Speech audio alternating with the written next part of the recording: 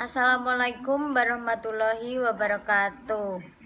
Hari ini saya akan menjelaskan materi tentang jual beli dalam salam. Pengertian salam. Salam adalah transaksi jual beli di mana barang yang diperjualbelikan belum ada. Sementara itu, barang diserahkan secara tangguh, sedangkan pembayarannya dilakukan secara tunai. Transaksi ini sekilas mirip dengan ijon. Namun, dalam transaksi ini, kuantitas, kualitas, harga, dan waktu penyerahan harus ditentukan secara pasti. Dasar hukum dalam salam. 1. Al-Quran. Dalam surat Al-Baqarah ayat 282 yang artinya, hai orang-orang yang beriman, apabila kamu dimuamalahkan tidak secara tunai untuk waktu yang ditentukan, hendaklah kamu menuliskannya. 2. Hadis. Artinya, Ibnu Abbas meriwayatkan bahwa Rasulullah SAW datang ke Madinah di mana penduduknya melakukan salam dalam buah-buahan untuk jangka waktu 1, 2, atau 3 tahun. Beliau berkata, barang siapa yang melakukan salam, hendaknya ia melakukan dengan takaran yang jelas pula untuk jangka waktu yang diketahui. C. Operasional salam. Syarat utama salam adalah barang atau hasil produksi yang akan diserahkan kemudian dapat ditentukan spesifikasinya secara jelas. Apabila barang-barang yang diserahkan tidak sesuai dengan spesifikasi, maka nasabah akan bertanggung jawab dengan menyediakan barang yang sejenis yang sesuai spesifikasinya.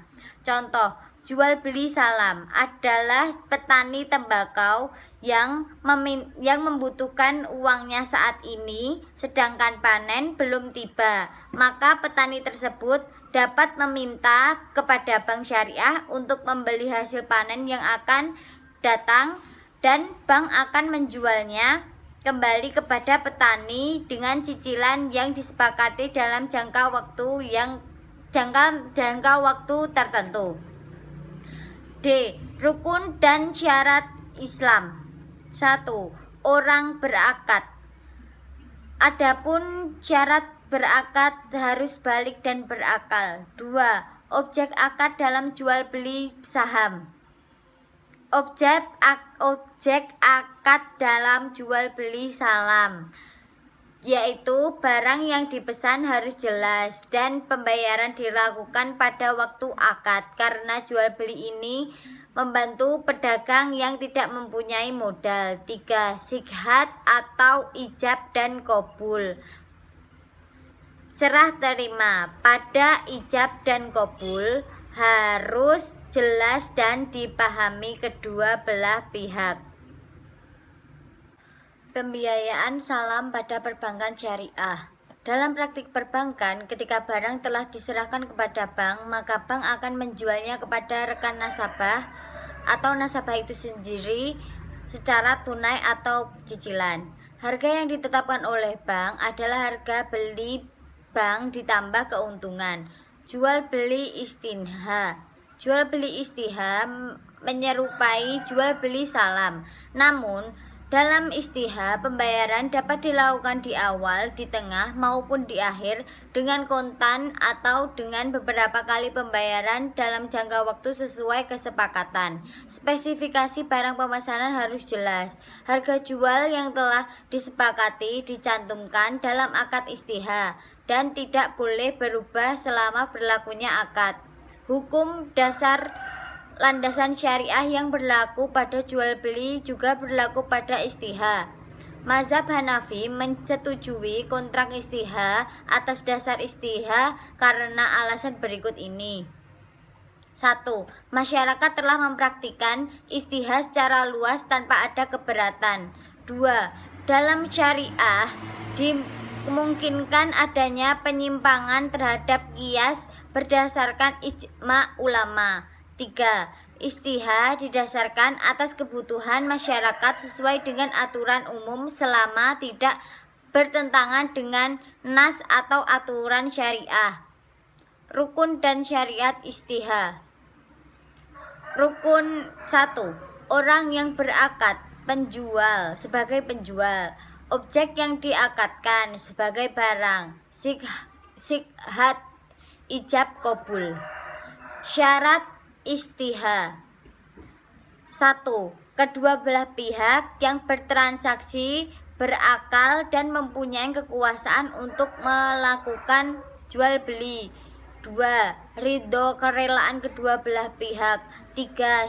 Syani menyatakan kesanggupan untuk membuat barang. 4. Mempunyai kriteria yang jelas sesuai barang yang dipesan. Jual beli mudharabah. Mudharabah merupakan jual beli barang pada harga asal dengan tambahan keuntungan yang disepakati. Dalam istilah perbankan syariah, mudharabah diartikan sebagai sesuatu perjanjian yang disepakati antara bank syariah dengan nasabah, di mana bank menyediakan pembiayaan untuk pembelian bahan baku atau modal lainnya yang dibutuhkan nasabah, yang dibayar kembali oleh nasabah sebesar harga jual bank pada waktu yang ditetapkan. Hukum dasar jual beli mudharabah. 1. Al-Quran. Pada surat Al-Baqarah ayat 275 yang artinya, padahal Allah telah menghalalkan jual beli dan mengharamkan riba. Hadis yang artinya dari Suhaib Al-Rumi radhiyallahu alaihi wasallam bersabda, 3 hal yang di dalamnya terdapat keberkatan. 1. Jual beli secara tangguh, mudharabah, dan mencampur gandum dengan tepung untuk keperluan rumah, bukan untuk dijual. Produk mudharabah adalah pembiayaan perbankan syariah dengan memakai prinsip jual beli barang pada harga asal dengan tambahan keuntungan yang telah disepakati. Terdapat persamaan jual beli mudharabah dengan pembiayaan kumulatif. Persamaannya antara lain, pembiayaan yang diberikan berupa barang, bisa mobil, motor, dan lain-lain. Dan terdapat perbedaan. Perbedaan pertama yaitu harga jual pembiayaan konsumen biasanya tingkat bunga, sedangkan margin keuntungan mudharabah bersifat tetap, sehingga harga jual tidak boleh berubah. Perbedaan kedua yaitu akad mudharabah adalah jual beli, sehingga diwajibkan adanya suatu barang yang diperjualbelikan. Perbedaan ketiga yaitu dalam hal utang piutang. Dalam jual beli mudharabah, utang nasabah adalah sebesar harga jual. Rukun mudharabah. 1. Pihak yang berasal. A. Penjual. B. Pembeli. 2. Objek yang diakadkan. A. Barang yang diperjualbelikan. B. Harga. 3. Sikhat atau ijab kabul. A. Serah atau bisa disebut dengan akad. B. Terima atau bisa disebut dengan kabul. Syarat-syarat mudharabah. 1. Bank Islam memberitahu biaya modal kepada nasabah.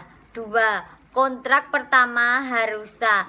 3. Kontrak harus bebas dari riba. 4. Bank Islam harus menjelaskan setiap catat yang terjadi sesudah pembelian, membuka semua hal yang berhubungan dengan catat. 5. Bank Islam harus membuka semua ukuran yang berlaku bagi harga pembeli. Misalnya, pembeli DU sama dengan I lakukan secara hutang. Penerapan mudharabah dalam lembaga keuangan syariah. Produk dalam bank syariah yaitu pembiayaan dengan margin mudharabah Dalam produk ini terjadi transaksi antara pembeli atau nasabah dengan penjual atau bank.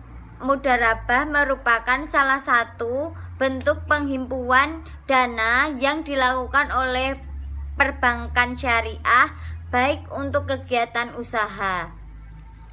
Sekian, jika ada salah kata dalam penyampaian saya, mohon maaf. Terima kasih. Wassalamualaikum warahmatullahi wabarakatuh.